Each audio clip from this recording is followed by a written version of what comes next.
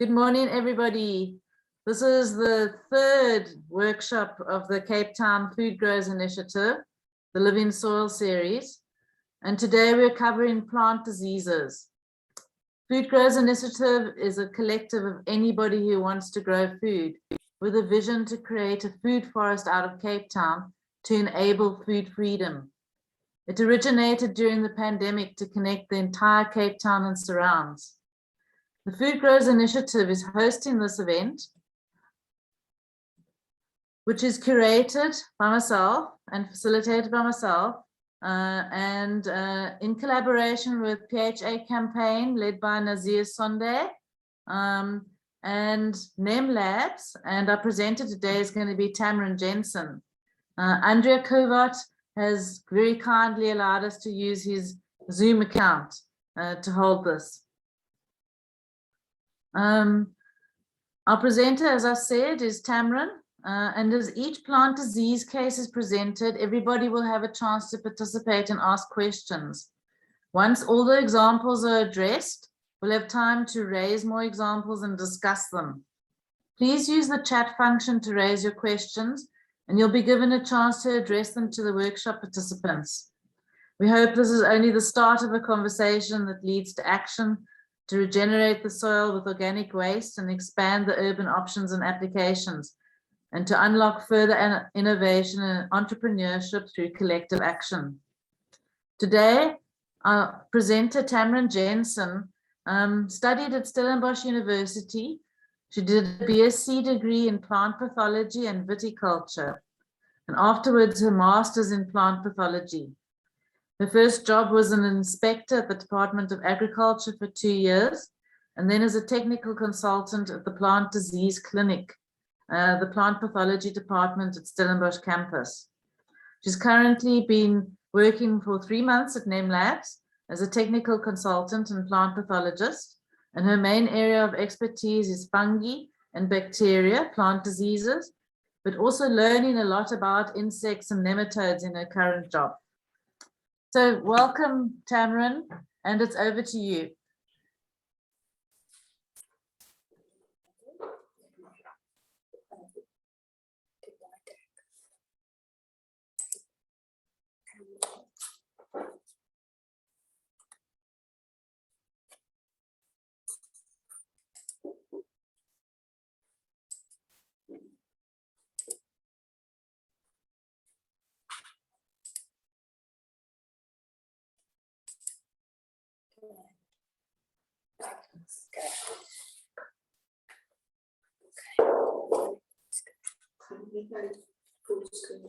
Full screen, sorry. There we go. Sorry. Good morning, everyone. Thank you for having me. Very excited to be here today. This is just a short overview of plant diseases and abiotic causes as received by you. Any identification or speculation made was based on representative photos that I received.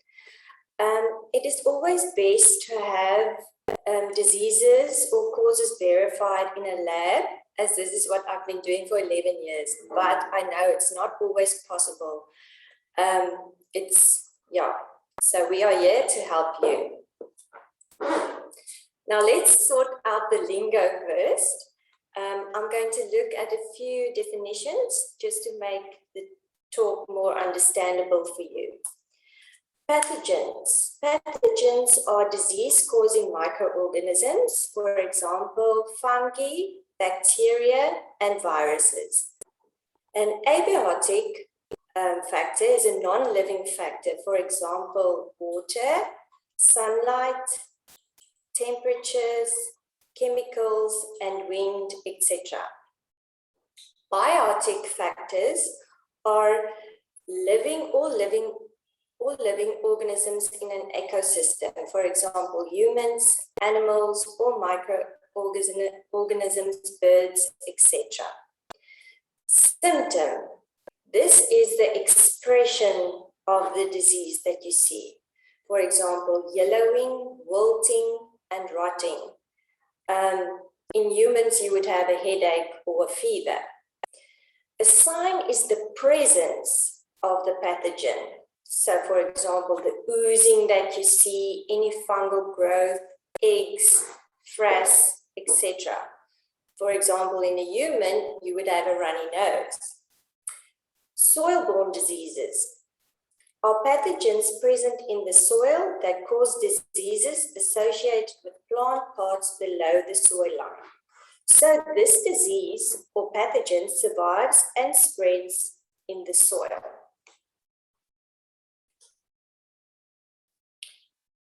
Now, this is very important. Not all symptoms and signs that you see are caused by a disease. Symptoms may be due to an abiotic injury or cause, the non-living factor. This is very important to rule out and plays a vital role in future management and to sustain good agricultural practices. We are going to have a look at a few examples of abiotic causes that I received over the weeks. Remember, this is the non-living causing agents. This is a sample that we received on coriander. We suspect it to be application of excess fertilizer. Let's have a look at the general symptoms you would find on herbaceous plants and veggies. You would see widespread yellowing or leaves are lighter than normal. Some plants may have a tip burn. This is necrosis on the tip of your leaves. A salty crust on your soil line may develop. Defoliation, that means when your leaves drop. Slow or no growth of plants. In some cases, you may even find that your plants may die or wither. And most importantly, high salt concentration of excess fertilizer interferes with natural and beneficial soil organisms. This has an imbalance on good soil health. Are there any questions on this?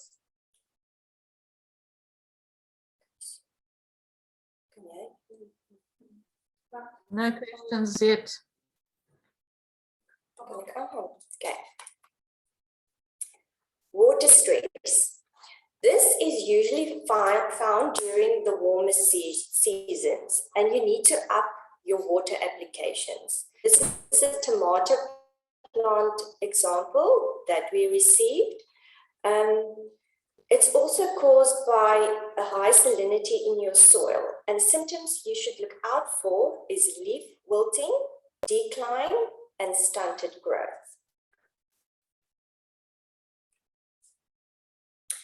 Waterlogging. Waterlogged conditions occur when water does not evaporate, drain, or irrigate properly. This occurs usually when the soil quality is very poor. Heavy or sudden rainfall occurs with inadequate drainage. Poor irrigation management, or if there are natural obstructions in your soil, like for instance, you use pots that don't drain easily, or you plant in a clay banks and the water does not drain properly. Are there any? Yeah, the symptoms that you need to look out for is wilting. Even though you have plenty of water, it's a sign of stress. The crown or base of your plants become spongy, and you will have a green, like an algae growth or excess sludge on your soil line, yellowing or stunting of your plants, lack of flowers and or fruit, and the roots may turn dark and have a bad odor, wet feet smell. This is a sample that we received earlier about it's spinach that the client watered up to 4 times a week. So obviously the leaves would turn yellow and root rot was found, and she also applied too much fertilizer to this sample. Other possible abiotic factors to keep in mind and are commonly commonly overlooked, and that is sun injury, sun scald, wind injury, freeze injury, chemical injury, and nutrient deficiency and or toxicity. This is a sample that we received earlier, succulents. I think if I look at the symptoms, it's a combination of sun scald and insect injury. And I think there might be some fungi also involved, Alternaria or Colototrichum. The other photo above, it's peony leaves that we received earlier this week in our lab. It's a chemical injury, and you can see there's lots of white residue on the leaves and a necrotic injury of the leaf itself. So the new growth would actually be healthy and without symptoms, and the plant will eventually grow out of its injury.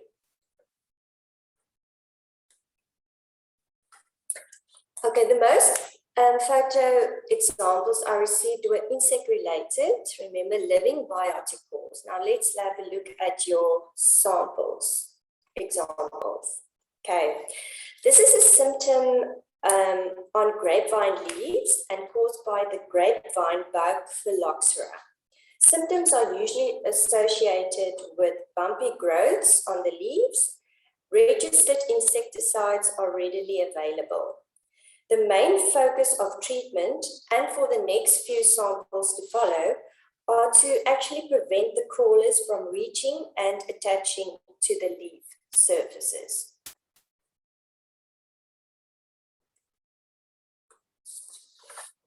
So this one was quite hectic. The spinach sample was aggressively infested with aphids.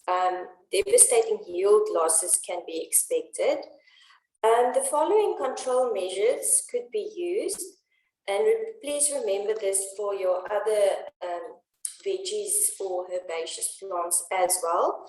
Water jets, spray water directly onto the leaves so that the crawlers can't hold on. Cover aphids with flour. I know it's simple, but it works. Neem or essential oil mix can be applied so that the crawlers can't have grip on the leaves. A soapy water mix. This is 1 tablespoon of any dishwasher liquid mixed with 1 liter of tap water, and then you can just apply it onto your leaves. To plant repellent plants in the vicinity also helps with keeping the aphids away, like garlic, rosemary, or lavender. And leave the ladybirds. They are natural predators, and yeah, also make use of pesticides if all else fails.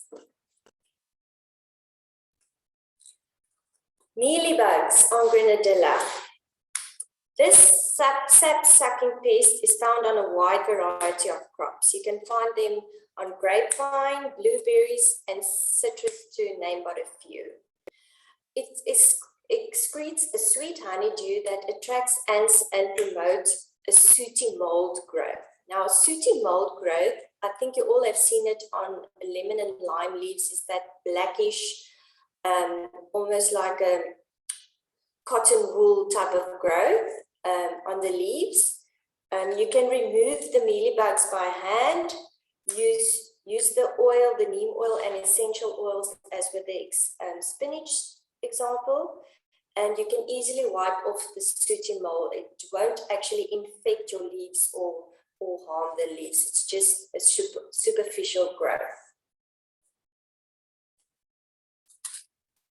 This is also a very nice photo. We suspect it to be citrusilla. You will find the unsightly bumps with a pit on the underside of the leaves. It's encouraged to leave your predatory or look after your predatory life in gardens, like your ladybirds, your spiders, birds, etc. And It's always advised to control ants as they can spread the eggs of bacilli. Monitor trees regularly, spray organic insecticides as soon as symptoms appear.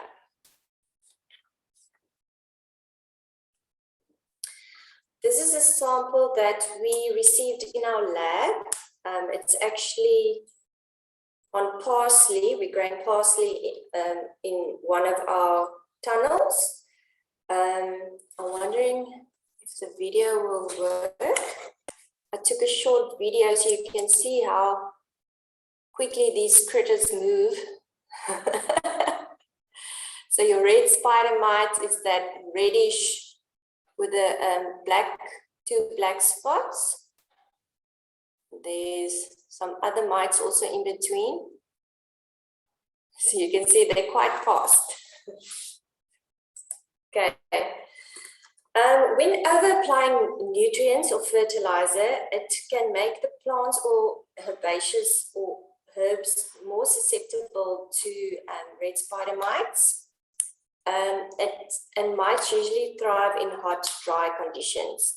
The soapy water mix will also help in this instance, and you can spray both sides, top and bottom of the leaves, to kill mites and larvae. A few probable plant diseases. This is now your living biotic causes. Let's have a look at a few of your examples. Sorry? Yes. If possible, there's a couple of questions. Okay. The first question is from Caroline. Caroline, would you like to ask a question? Sure.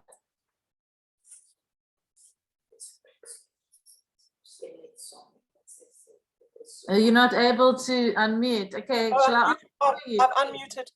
I read a very interesting article by Dr. Thomas Dijkstra, that insects do not attack healthy plants, and he uses Brix levels as the measure.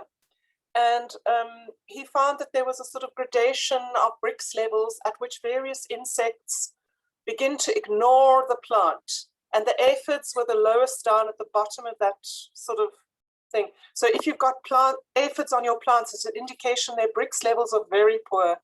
And the solution is to create great soil life, soil health, optimum nutrition, ensure that all the nutrients are there. That's true. Yes, I agree. It's very true. But to maintain it, it's the problem. Okay.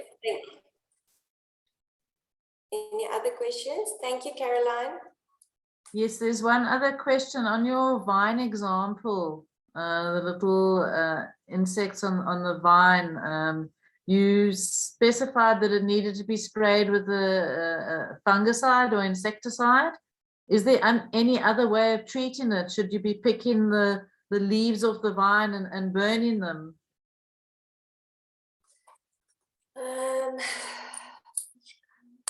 You can. I think it would be very labor intensive. It depends on how far the disease has progressed. That was a phylloxera example. Is the person here today that submitted the sample? No, but I have had a similar issue with my vine. I've only got one, so it's not too bad to pick the leaves off.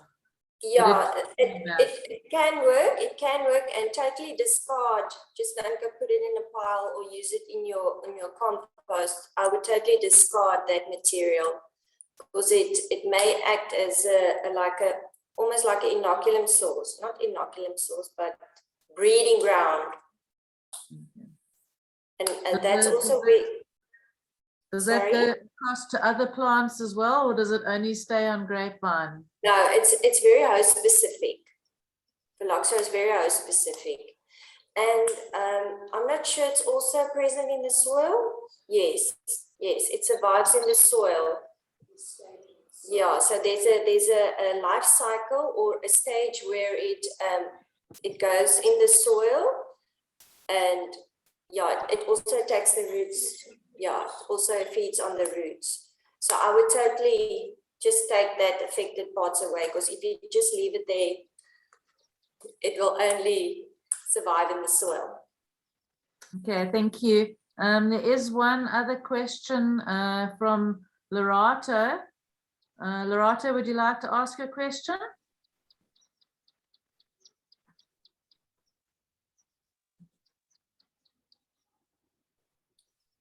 Lorato is asking how often should one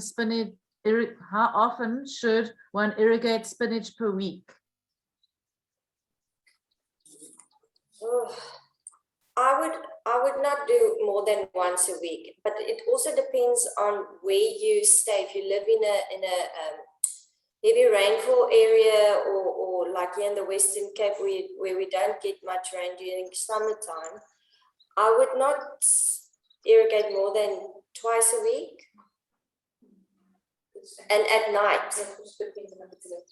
And it also depends on if it's in a tunnel or outside in your garden or in your house in a pot. Yeah, there's a lot of factors to keep in account, but Lorato is the one with the where she planted it in a tire. Yes. Yes. No. Wasn't it her sample?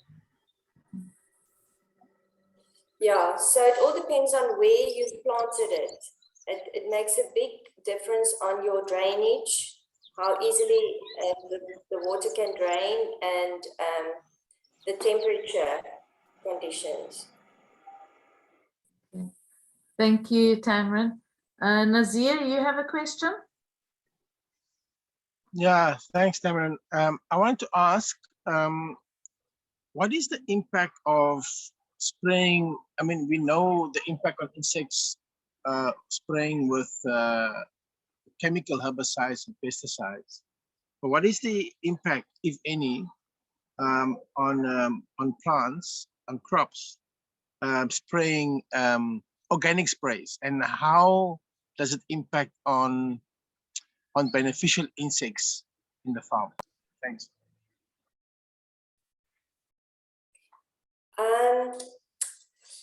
I'm just going to consult one of my colleagues, the insect ladies. Lene. I don't suppose it will kill the beneficials. Yeah, it will depend on the type of product you use.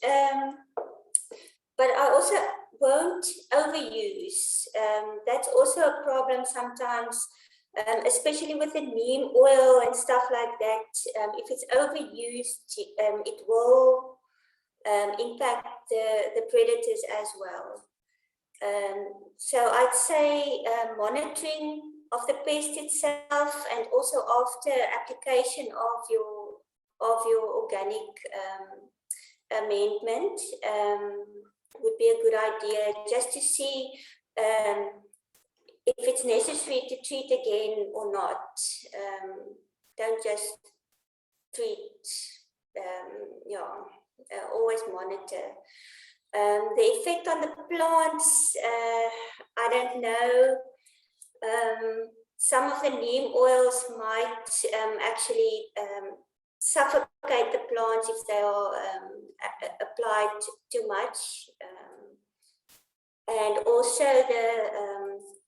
the soapy solution that you apply for the aphids and the mealybugs can also, if it's applied too much, it can burn the plants. So one should be really aware of don't over apply any of the solutions, even if it's an organic solution that you apply.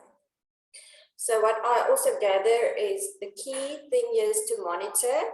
Don't over apply, use as necessary, and I think don't use it as a preventative, only when necessary. Yes, I think that's the key factor when using organic sprays. Does that answer your question, Nazeer? Yes, thank you. Thank you. You can continue, Tamaryn. Okay, plant diseases are much more difficult to identify. Why, would you ask? Different organisms may cause the same symptom. For example, I don't know if you've heard of soil-borne diseases such as Fusarium, Pythium, or Rhizoctonia. They are all soil-borne fungi, but they cause the same symptoms of root rot, wilting, and yellowing. However, their management practices differ from each other, so it's very important to know which one is the causal agent. And this we would usually confirm in a lab, because these fungi you can't see with your naked eye. This is an example of bananas we've received. I was surprised to see bananas in the Western Cape, even though it's not ideal growing conditions. They saw yellowing of the leaves and necrotic lesions. I think the necrotic lesions are mostly injury,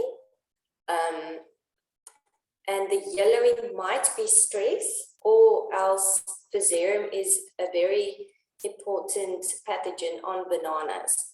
Bananas are also very sensitive to nematodes, which may also cause symptoms of wilting and yellowing, and make plants more vulnerable to other secondary infections.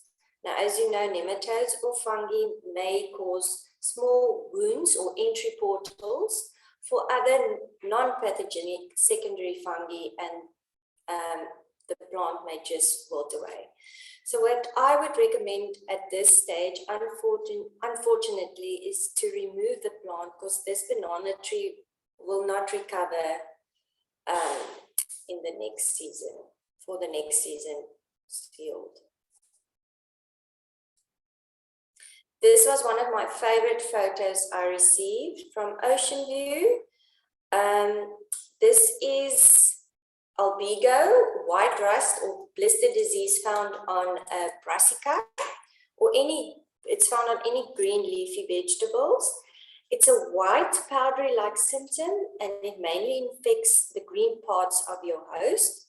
It causes light yellow lesions on the upper side of the leaves and corresponds to a white blister powdery symptom on the underside of your leaves. Now, general management practices would include to shorten irrigation periods and minimize night irrigation. Maintain a good airflow, plant spacing, balanced nutrition program, and remove sources of infections like volunteer plants, weeds, and fungicides, usually recommended if possible. This comes from my own garden, my inner chicken plant. I found it started off very small little leaf spots, and I didn't take any notice. And within a week, the leaves totally disintegrated and melted away, and the plants could not recover, even though I did try to prune out some affected leaves, and I think it most likely also was enhanced by the lawnmower, making wounds and aiding in further spread. So eventually I took out all of them, because all of them totally ruined, and I planted succulent plants and no problems yet. Okay, this is all samples that I received. So with this presentation, we merely only scratched the surface. There are so many soil-borne and seed-borne diseases that I would love to talk about that can affect your crops and your yield. Some key aspects that you must have a look, or that you must be aware of and to look out for. and might be fungal, bacterial, or insect-related problems. Now, the symptoms you need to look out for are yellowing of leaves, wilting, necrosis at the edges. This is now your leaf tips that turn brown. Visual symptoms like leaf spots, specks, blotches, scabs, or rust. A fungal and or fluffy growth, usually associated with your mildews or like your white rusts. Oozing like bacterial slime. Just a note, oozing is not always a sign of disease. It might be bacterial slime, or it might be an indication of stress or insect injury. Oozing. Cankers are dead areas on your plant stems, shoots or branches, and then look out for root rot, funny odor, stuffy, wet feet type of symptom. Okay, my take-home message to you today. In the past and in my current position, I would always advise to test and not guess. But I know this is not always possible. So at home or wherever you are, try to distinguish between your abiotic, if it's an abiotic cause, a living organism, or non-living cause. Monitor the spread of your problem. Ask yourself the question, when did it start? How quickly did it start? Does new growth show any symptoms? Does the plant recover? Do the plants recover after sufficient fertilizer, water, etc. are in place? Usually, as I've mentioned before, the new growth will be healthy. Generally, the same cultural principles for management occurs for scales, mealybugs, thrips, and mites. Okay. It is always, it's always advised to have properly identified by agricultural specialists or lab for pest control management. I think this is most relevant if you go big or large scales. But we are here to help, hopefully. And once plants are infected, sometimes it's difficult to get rid of the disease. So monitoring is very important. And the best advice I would give, like with my hen and chicken plant, is remove and start again. To know what the cause is now, even though you can't do something to save your plant or your crop now, it shows positive prospect for your future management, control, and prevention. I would promote crop rotation. Don't plant the same crop every year. It will increase inoculum levels in your soil. And please, if you don't know, ask. We are here to help. This is our contact details. You will. I think you're going to save this talk or the details for everyone. Yeah. Yes. As I said, okay. As I said, we briefly only scratched the surface of possible diseases and abiotic causes. I would advise staying updated, and I know most of you are, and include by joining newsletters, consulting peer-reviewed articles, as Caroline early on mentioned, and read as much literature on your crop of interest. Thank you for your time and for taking the time to leave your carbon footprint. It was a real pleasure talking to you all. Thanks, Tamaryn. Thank you very much. We have got a couple of questions. Andreas Claassen, you've got a question. Would you like to unmute and ask it? Yes. You mentioned, I think it was with abiotic causes,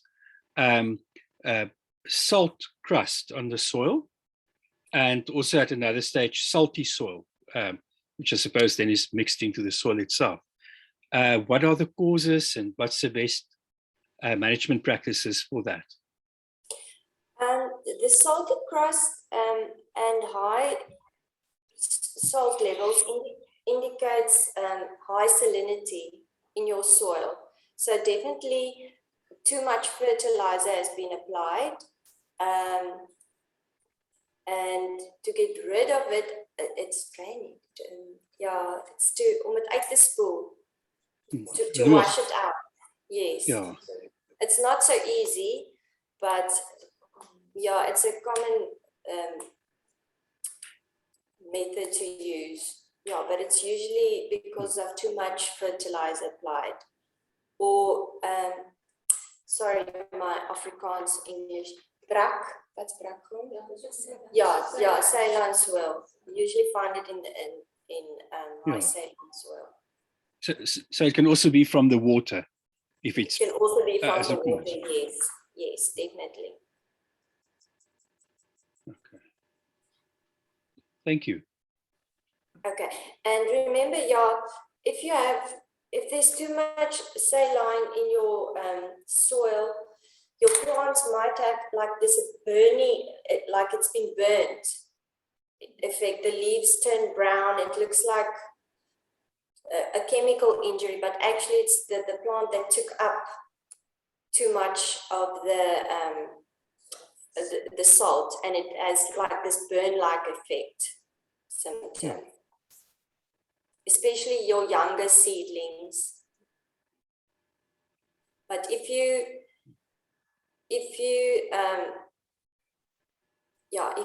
manage your soil properly, they will grow out of it eventually. And are there plants? Are there plants for the time it takes for the salts to break down and wash away?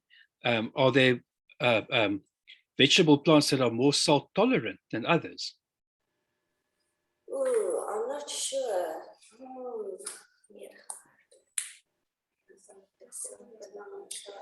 Yes, we would have to talk to a soil scientist, but I would think the more hardy, woody hosts,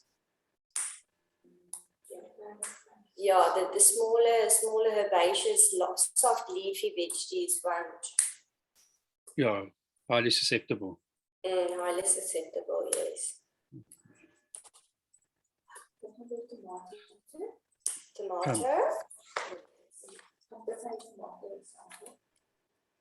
Okay, let's go back to the tomato. Yeah, the question there is, how do you tell, for the tomato example, when do you have tomato blight, and how do you treat that? Yeah, that's the thing. Blight. It's a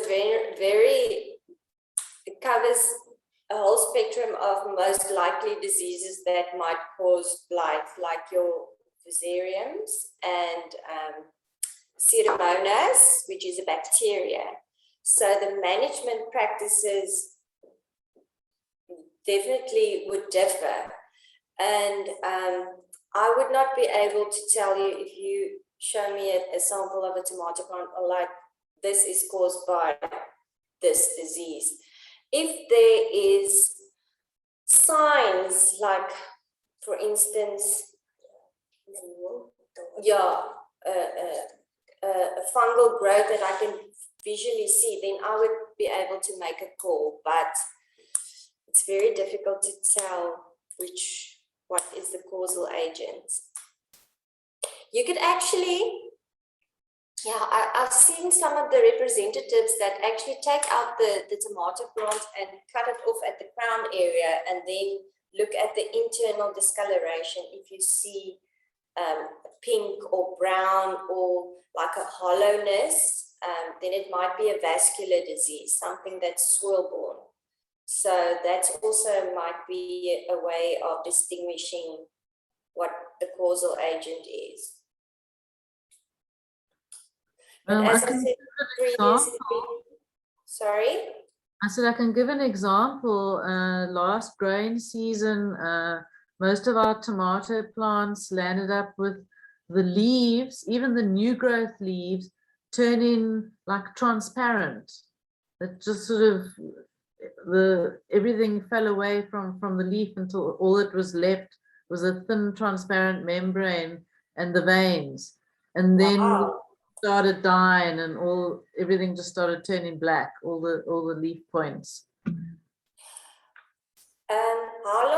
How long did it take from initial symptoms to totally disintegrating? About a week to 10 days. Did you see any, was it like a black discoloration of the leaves? Yes, it started off as a black spot. It sounds, if I can guess, it sounds like Phytophthora infestans, which is it rapidly spreads throughout your tomatoes, and solanaceous hosts like potatoes and peppers, and within a week, total loss. And it usually starts out with these large dark spots, and then it actually just melts away. And you can also see these lesions on your stems and leaf petioles. Yeah. So I would guess that it's a very destructive disease. And it's an obligate pathogen, which means it needs a live host to live. So it might survive on your crop debris. So that's why it's always important to remove any previous mulch or soil from your host and totally just discard, burn, take it away. Yeah, just don't put it back in your soil. Because there's no cure, you just have to pull the plants out and get rid of them. There is a fungicide that can be used, but I'm not sure of any cultural practices, but yeah, to take out. Yeah, you must, it's just like this, and it's a very devastating disease. Okay, thank you. The next question comes from Nalundi. Nalundi, would you like to ask a question? Cabbage worms. Maybe they were covered. No, Nalundi Puza? Okay, I'm going to ask it on her behalf. She says that cabbage worms are her worst nightmare. How do you get worse? Sorry, I didn't catch the last part. What do you do for cabbage worms? Cabbage worms. What is cabbage worms? Is it cabbage? It's a butterfly. Yeah, there's the diamondback moth, or is it the? No, you're just consulting me at the moment. Putting all our heads together, Erica. It's generally laid by the butterfly. Yes. Yes. Yeah, it's the white cabbage butterfly. Oh, yeah, that is not a nice pest to have. If there are not too many of the caterpillars yet, you can remove them manually. But if there are too many, you'd have to apply an insecticide. It will be the only way to address them if they are there in high numbers. I don't know if there's a trap, a lure for them. I'm not sure. Sometimes you can buy lures for the moth pests, which attracts the moths and kills them. But I'm not sure if that's available for the cabbage butterfly. Yeah, so if they are not present in too high numbers, you can just remove them by hand. But otherwise, the best way is to apply an insecticide. Yeah, monitoring. Our chickens actually feed on ours. So Get a chicken. get a chicken or a duck that can eat them. Yeah, but that's not an easy pest to control.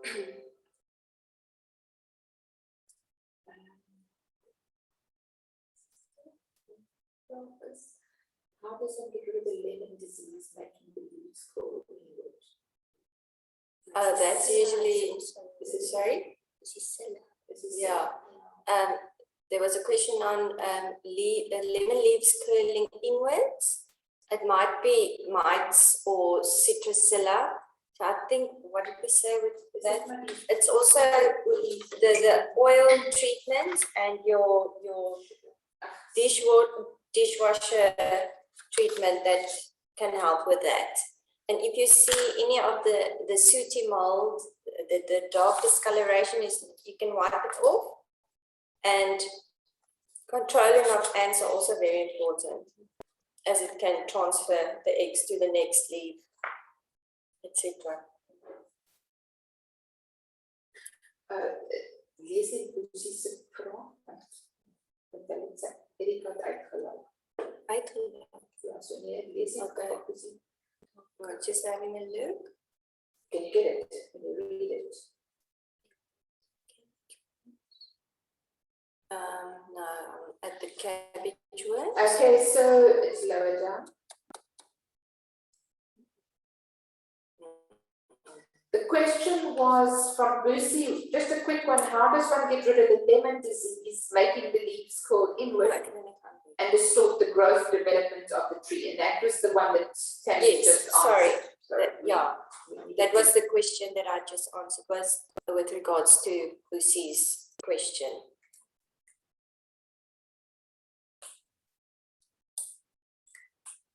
Any more questions? It's a pleasure. Please feel free to email me with any questions, or if I can help, we are here to help you.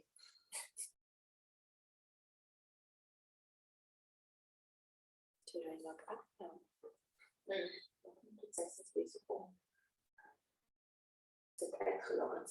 Okay, I'm just waiting for Erica quickly.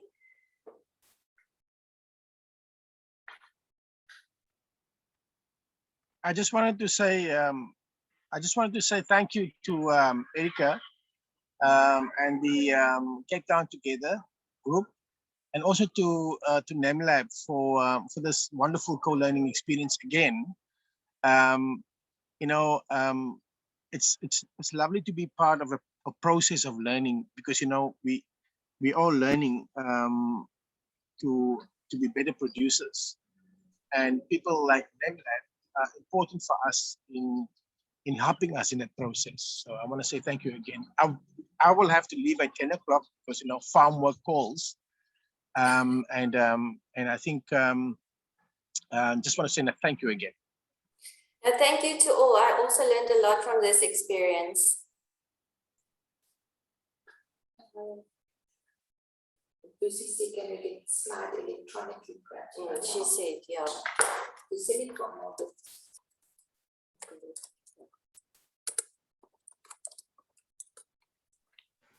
Yeah, I was also thinking it would be helpful to have the slide presentation, so we can unpack it as a record of knowledge that we can share with the other farmers in our group. Yeah, thanks.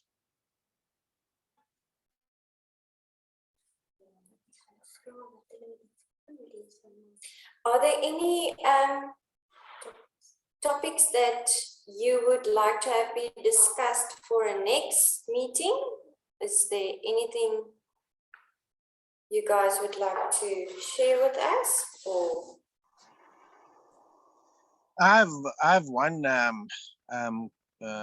topic of interest, and that is insects. The different insects. Yeah, the different insects. Beneficial insects and pest insects. Although I don't want to call them pest insects. I would say they have a role to play in the ecosystem as well. and you know, which insects, beneficial insects, relate biologically managed or biologically manage the not so beneficial insects. You know, the aphid was a very interesting example that you put up in how aphids are controlled by ladybugs, and you said, please don't touch the ladybugs, right? And in our experience here, when we planted sunflowers, the windbreak, we found that the sunflowers, aphids, the ladybugs love the sunflowers, and the more ladybugs are on the farm, the less we have problems with aphids. Good. So it'll be nice to get an understanding of the beneficial insect population and the pest population and the biological relationship between the two. You know, in general, right? I think that'll be very helpful for us as farmers.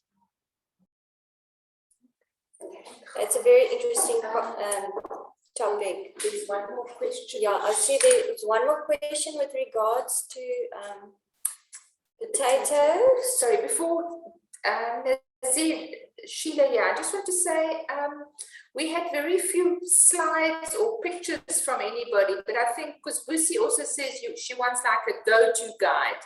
It can be very big, but the more we get, the more we can answer. And I think now that everybody knows that you can start doing it, we can look out. I know there was a book given out by Natal University a number of years ago, 30 years ago, which was very good. I could go find it somewhere, but it needs updating.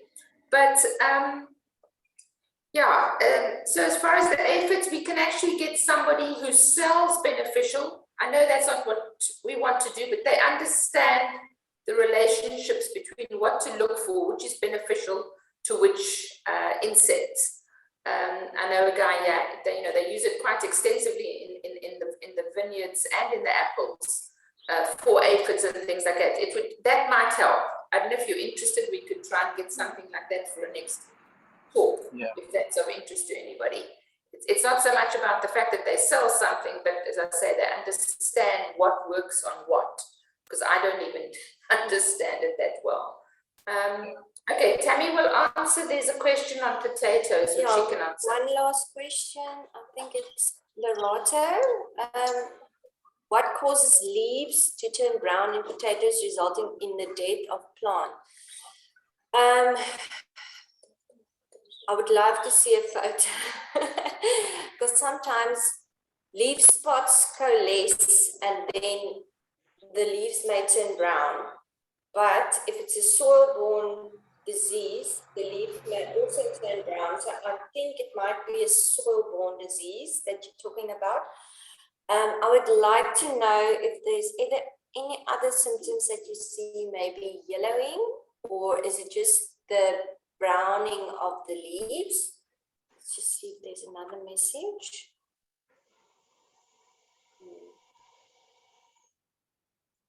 Sorry, just having a look. Is there another question? No. Okay.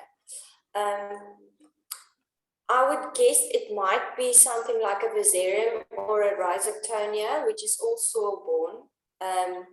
That verticillium, usually one side of the plant will show symptoms of yellowing and wilting.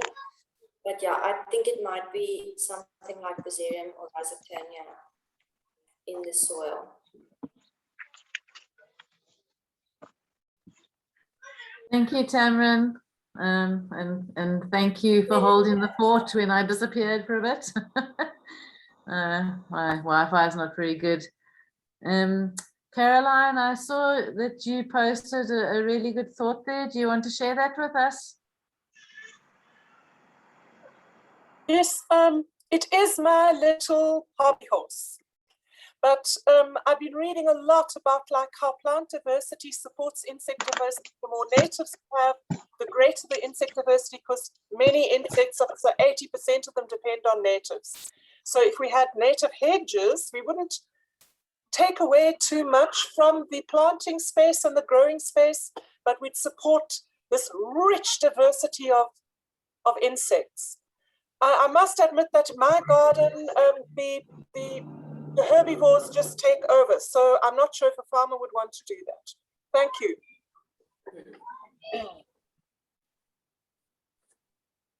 Can I comment, Erica?